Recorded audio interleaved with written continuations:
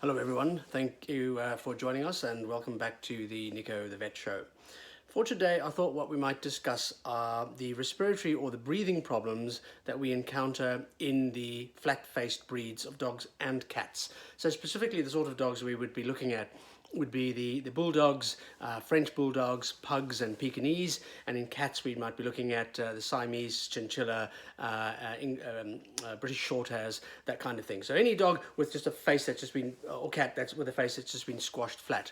Now collectively, the breathing problems that they might encounter are referred to in the veterinary literature as BOAS, which is BOAS, which is just an acronym for Brachycephalic Obstructive Airway Syndrome. And if we break that down, what does brachycephalic mean? Brachycephalic just means a short face.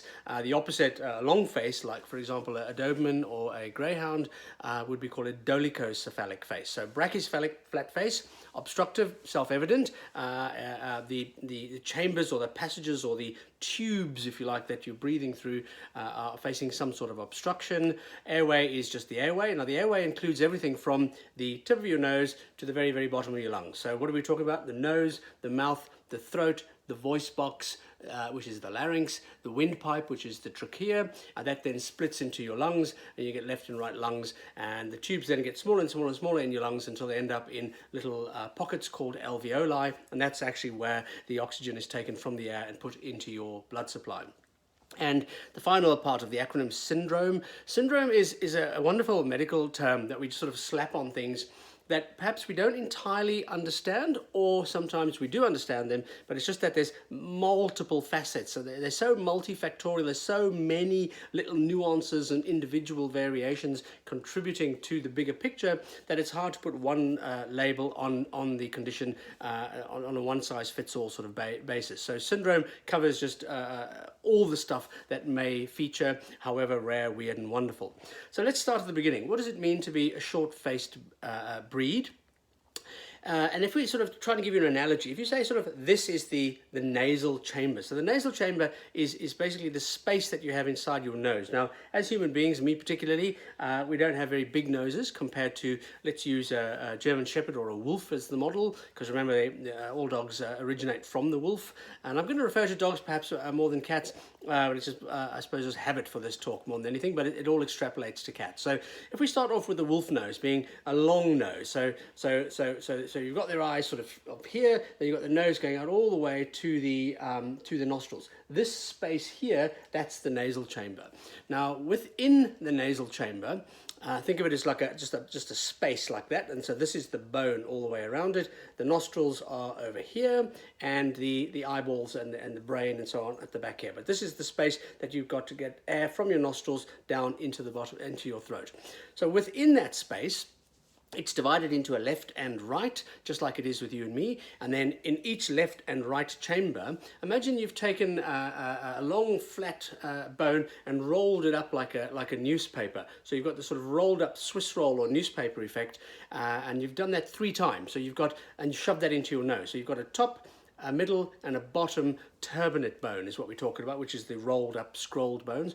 And on the left side you've got exactly the same top, middle and bottom scrolled bones, and they sort of go all the way down into your head. So again, seen from the side, you've got a scrolled up Swiss rolly type bone going all the way there, all the way there, all the way there, and on the other side, top, middle and bottom. Why do we do that? It's just so that we can get a lot of mucous membrane, because remember, these scrolled up, rolled up bones are not rolled up tight. They sort of spiral in on themselves without actually touching. So that sort of effect. And then the whole rolled up bone is lined with a mucous membrane.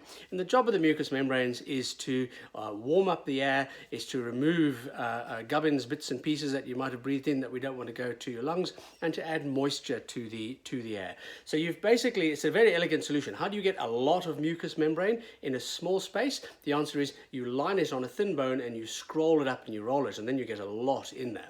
So when we've bred dogs to have shorter faces, effectively we've taken this chamber, which is containing 3 scroll bones on one side and 3 scroll bones on the other side, and we've the way we've selected the genes to make their faces flat is we've selected for the genes that code for the bones. So effectively, we've made that space flatter and flatter and flatter and flatter by selecting for the genes that code for the bones. Now your nostrils are there and your brain is over there. So instead of having the long wolf sort of chamber, you've now got this very, very short chamber from the nostrils to the back of the throat. So you think, well, that's all good and well. The problem is that in selectively breeding these short-faced breeds, like I said, the genes that we selected to get the face short code for the bones, not for the mucous membranes. So the mucous membranes are the lining of your mouth, for example, the lining sort of your eye. It's just the membranes that make, let's focus on the mouth and the nose, and snot in your nose and saliva in your mouth. So you've got much less space because you've got much less bone, but you haven't, inadvertently, we haven't also selected for the genes that make the mucous membranes. So now we've got these large surface areas of mucous membranes, which were meant to coat these long scrolled Swiss roll bones, and we've got them, the normal amount of mucous membranes on the 3 scrolled bones on each side, compressed into a much smaller space. So you've just got, we call that soft tissue versus bone tissue. So now we've got a normal amount of soft tissue for a wolf's face, all trying to fit into the flat face of a Pekingese or a pug or a French bulldog or a Persian cat. So clearly that's not going to fit. There's just too much stuff trying to go into that space. So that's their first problem, is in breathing air from the nose to the back of the throat, problem, because you've got too much soft tissue and you've got these long, what would have been scrolls of soft tissue. They're now all scrunched up there, and if you take any long thing like that and scrunch it up, it just gets fatter and fills the space. So clearly they just don't have room now to breathe the air from the nose to the back of the throat.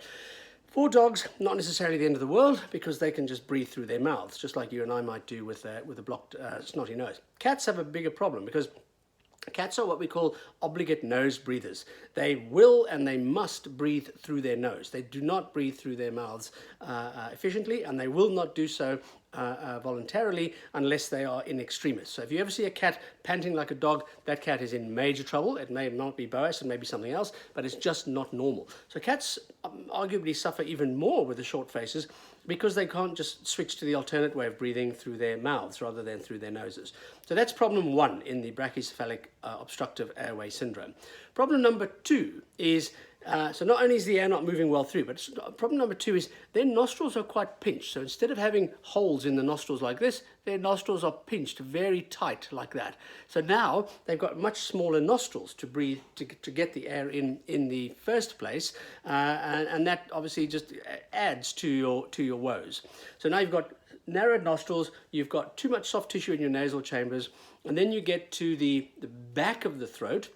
And again, if we look at the head in profile, so you've got this sort of chamber here, nostrils over there, brain over there, but at the bottom of the nasal chamber where my thumbs are, that's your hard palate. So if you show your hard palate, so your nasal chambers are here, your hard palate is there, and your hard palate sort of goes to the back of your throat, and then it has your soft palate, which is a flappy bit of tissue which just sort of flaps down the end there, and that goes into your windpipe, which opens there and goes down.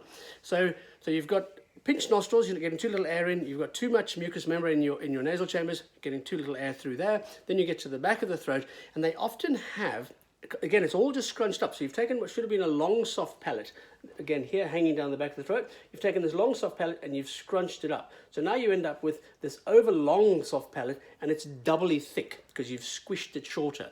So that further compromises, if you look in profile, there's your hard palate, those are your nasal chambers, that's your mouth. You've got this soft palate there, which is now scrunched up, big fat thing flapping down the bottom there. So that's just compromised airflow over it from your nose and under it from your mouth. So there's another compromise to your airflow. So then once you go down from the soft palate into the voice box or the larynx, that drops down into the windpipe, and then on top of it all, these poor creatures also have a narrowed windpipe. So for the size of the dog, it's a much narrower diameter windpipe than you would predict. So the whole thing is really just a train smash. There's just too little space for the air to move from the outside world through the nostrils, through the nasal chambers, and into the lungs. So I've got someone sneaking around the back. So the whole thing is just a train smash. So what can we do to help these guys? What can we do to fix them?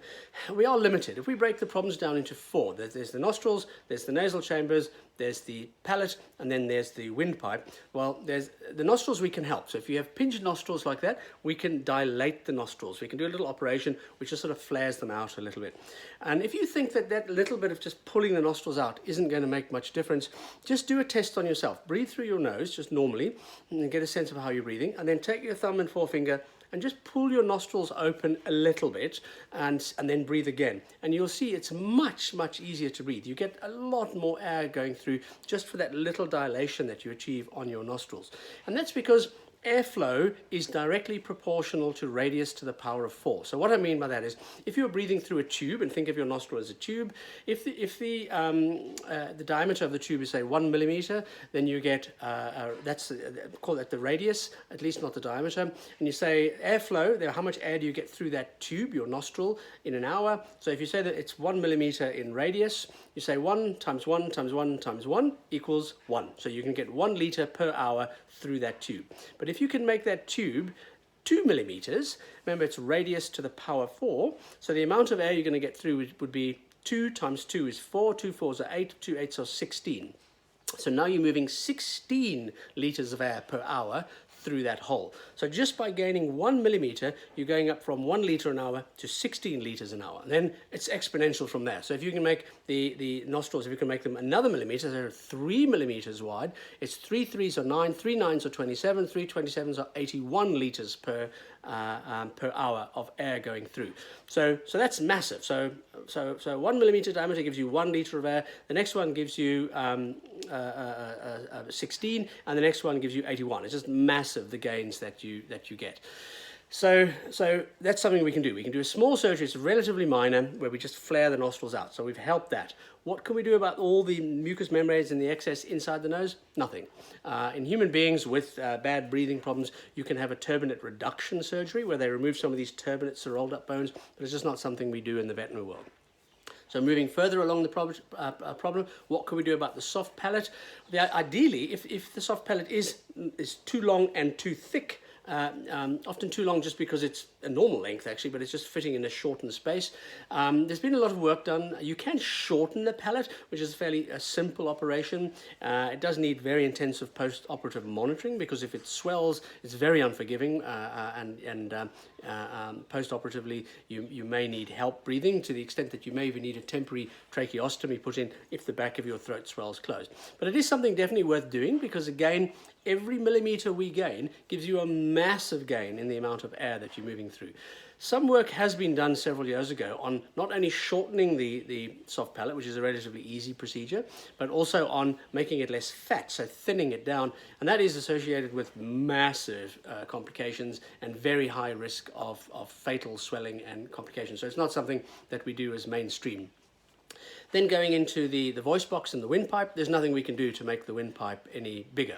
The problem we also have then, so we can adjust your nostrils, we can't, which is step 1, we can't do much for the nose, step 2, we can adjust the soft palate, which is step 3, and we can't do much for the rest.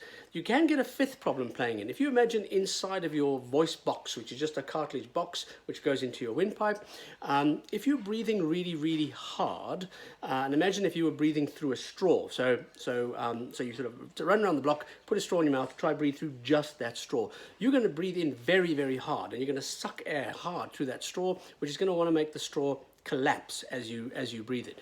Well, the same thing happens in these brachycephalic animals, because as they run around and they breathe very, very hard, they're sucking really hard to try to get air in. And that can lead to a stretching effect. So it can stretch the already proportionately overlong soft palate to make it longer yet, if that makes sense. So it's hanging down the back of your throat, there's your windpipe, now you're sucking air that way, and it's going to have a pull effect on the soft palate. So you want to really, if you're going to be doing these surgeries, you want to try and do them as young as possible to try to minimize the suck effect in terms of stretching the soft palate. But also the hard sort of sucking effect is inside of your voice box. You have laryngeal saccules, which basically, think of them as just, there's your voice box over there, and you've got sort of a flat little membrane there that sits like that on this side, and on this side there's one that sits there. And as you suck harder, and that volume of air, remember we said the straw will want to collapse, these little membranes that sit like this, as you're sucking hard, they're going to start to bulge inwards together, because you're literally sucking them inwards, and that can form like a little, almost like a little bag effect going into your voice box, and you can see the effect. They should be sitting there, now they've bulged and make little bags there, so you've further narrowed your airway. So again, try in the first instance to avoid that strong sucking, to avoid that stretch out. If it's already happened, there's two schools of thought about this. One says while you're doing all those the corrective surgery on the nostrils and the palate, you can snip those away at the same time. And the new thinking is perhaps that if we can just improve the breathing, meaning they're not sucking air quite so hard, then the stretch that caused them to move into the way will stop happening, and they'll just naturally go away, so you don't have to cut them out of the way. Either way, we need to get them out of the way, one way or the other. So with these dogs, I find them sometimes very upsetting to see that they've sort of been born like this, and they just are.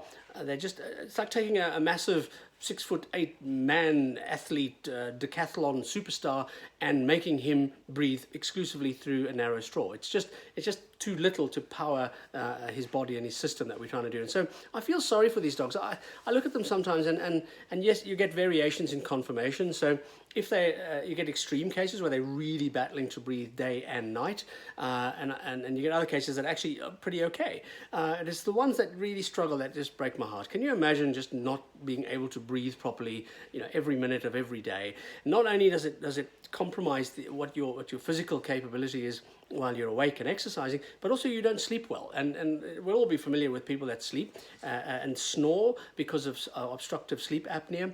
Snoring by definition is abnormal. So although we think people just snore and that's what we do when we sleep, that's not normal. Snoring is abnormal by definition. So if you snore at all, you have a problem with your airway. Clearly not in the league of the little Frenchie or the Bulldog or the Pekinese or the Chinchilla. You're not in their league, but you are compromised by definition, and that by definition will compromise your sleep. So these poor animals are not only not able to fully exert during the day, but they're getting very poor quality sleep at night, so they're just knackered all the time, which is just a dreadful way to be. So yes, if we're presented with someone with these issues, then absolutely there's a lot we can do to help them with it. But I think much more importantly, we should go to the root of it. I know there have been calls to ban the flat-faced breeds. There's some merit in that, but I don't know that that's necessarily how far we need to go. I think if we just include in our breeding for them, remember I said at the beginning, we have selectively bred the short-faced by breeding for less bone, but we haven't selected for the gene for less soft tissue. So I think if we can we can keep these breeds if we understand that we need to select not just for the genes for the short bone, but also for the genes for the soft tissues. So that if we are determined to have short faced breeds, which is if that's people are determined that that's what we must have, then I think we must select from a better genetic pool to try to improve them so that they are not compromised by it. And I think one of the what I would propose is one of the things if we're going to show these animals and breed from them, I think one of the requirements in the showing should be a physical ability. So this, if you take a little Frenchie or a Bulldog, I want to see them able to go for a 5-kilometer run quite easily and keep up with an equivalent sized dog like a little Jack Russell with a longer nose. If they can physically match them in terms of ease of breathing and thereby the ability to exert, then I think it's okay to have this conformation. I mean, I technically, I suppose if you look at me in profile, I'm a bit sort of pug-like in the sense that I've got a small nose, and I've in fact had surgery to improve my airways for the same problems. It's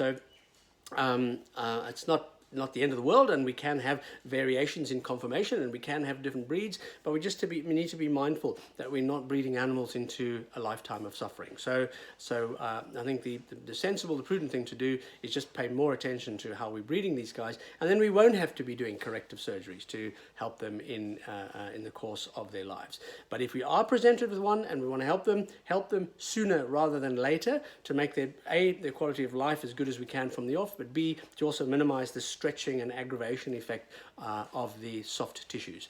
As an aside, these dogs will sometimes also vomit more than other dogs, and that's because in the shortening process they also have a long trachea, the windpipe, which goes from the voice box down to the lungs.